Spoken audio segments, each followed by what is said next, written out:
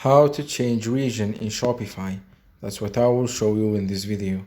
But before we begin, make sure to subscribe to the channel and ring the bell to get notified whenever a new video is uploaded.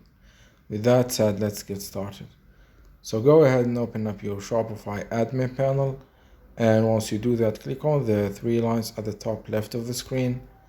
Then click on settings at the bottom left of the screen.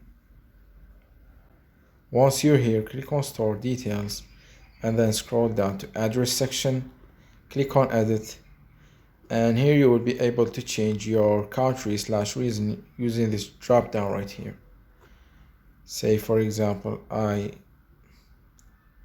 choose this one, this region right here. Once you do that, continue to edit the other fields such as street and department, etc. And once you're done and you have completed your address, click on save at the top right of the screen to save the changes.